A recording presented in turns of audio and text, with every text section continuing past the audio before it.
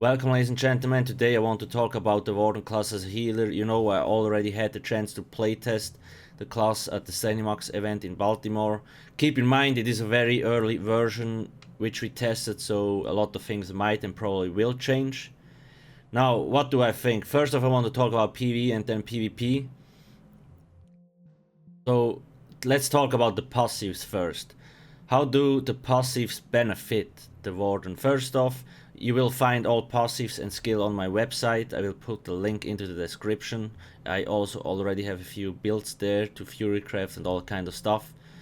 Now, passives. I do think the passives help in terms for healing a lot because you get access to major mending. You also get access to like a lot of other passives that, for example, when you heal an ally, you regain like 250 magicka. I'm not sure if that has a cooldown yet. If it doesn't have, it's really freaking OP, but we will see. Once PTS drops, I will obviously test more about this kind of thing. But yeah, the passives are more defensive, so I think it benefits the Warden as a healer and as a tank both more. But kind of like it sucks for as a damage shield, but whatever. PvE healer.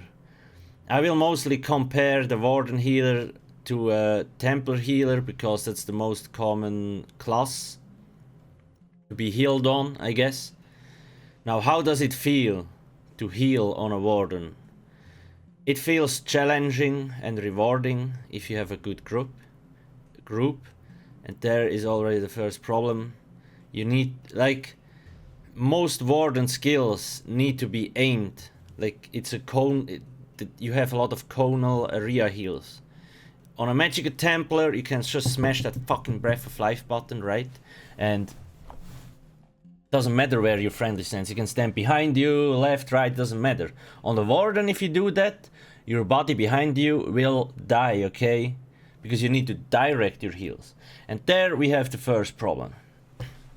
It is like fucking 10 times easier to heal on a Templar than on a Warden. So, sure, in PvE, maybe in a trial environment, you want one Warden and one Magic Templar, but that's basically it. If you, in a normal dungeon, you don't really want a Warden healer because, like, you need to have a very coordinated group to actually be able to heal them.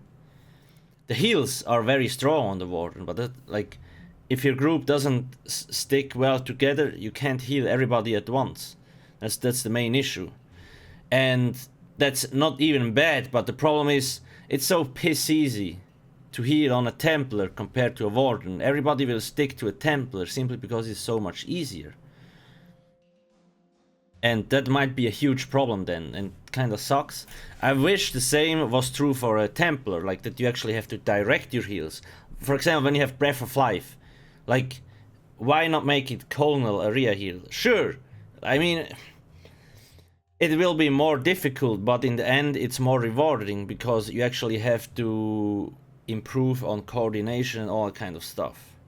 I know Healing Springs Combat Prayer, you already have to direct your heals and that kind of stuff, but it's just, it just felt weird compared to playing a Magicka Templar healer, and I do think healing on a Templar, especially because you can spam the Breath of Life, is too easy and makes basically all other classes shit.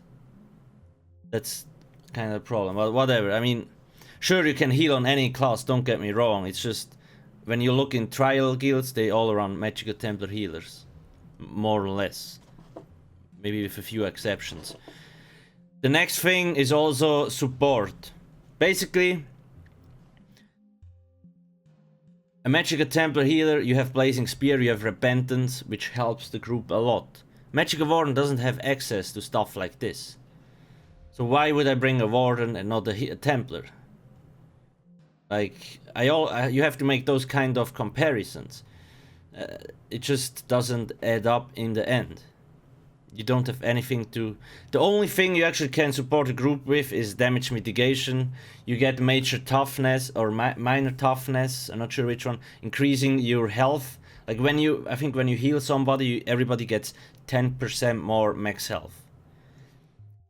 So, and you have this frost cloak or frost armor, which gives the armor and spell resistance buff to anyone around you in your group. Like the 5.3k spell and armor resistance, that's a lot of damage mitigation, that's nice. I say in trial environment, probably a Templar healer, a Warden off healer, or a Warden healer, like kinda, because there is a few useful buffs you can get from a Warden which you can't from a Templar. But they're just a lot shittier than from a Templar. So we will see in the end who wins more, or who, like, we will obviously try it out, but I'm not sure whether we actually will use a Warden or not. The next thing is also you actually can, as I said, you can direct your heals, right? And on a Warden, or let's say when you only want to heal half the group, or you want to focus more healing on your tank, you actually can do that with the Warden, right? But is it worth it? I don't fucking know, okay? I don't know. But anyway, that's kinda the first impression I had. And in PvP, it's kinda the same thing. The Warden has really strong buffs and debuffs.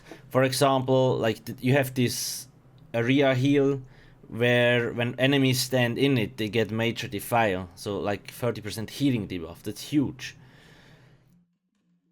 And they also have the Sleet Storm ultimate, which gives major protection to anyone standing in the area. That's 30% damage mitigation.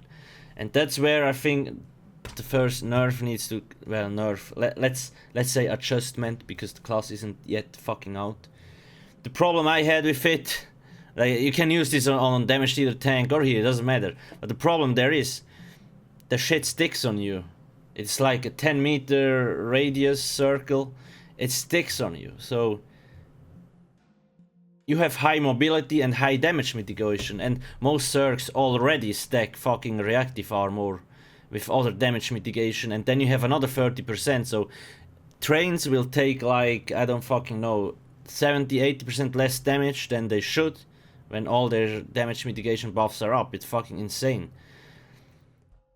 When you look at Veil of Blades, it has the same buff, or like the 30% damage mitigation, but the thing is, there you place it on the ground and then it sticks.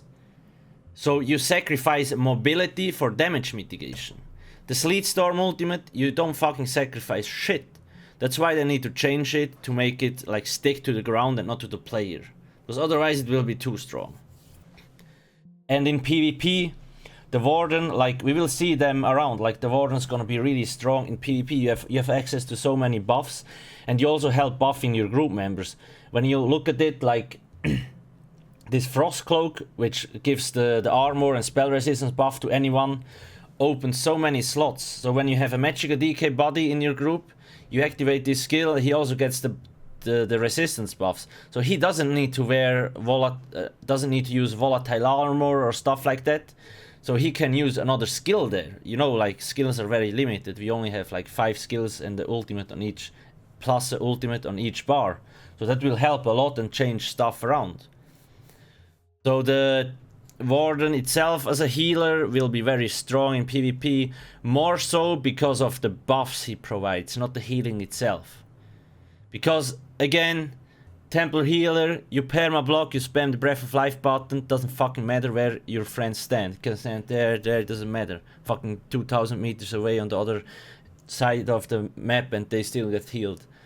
On the Warden, you need to direct the heals, but I do think the Warden will more function as a, like, debuffer or buffer for groups, kind of support.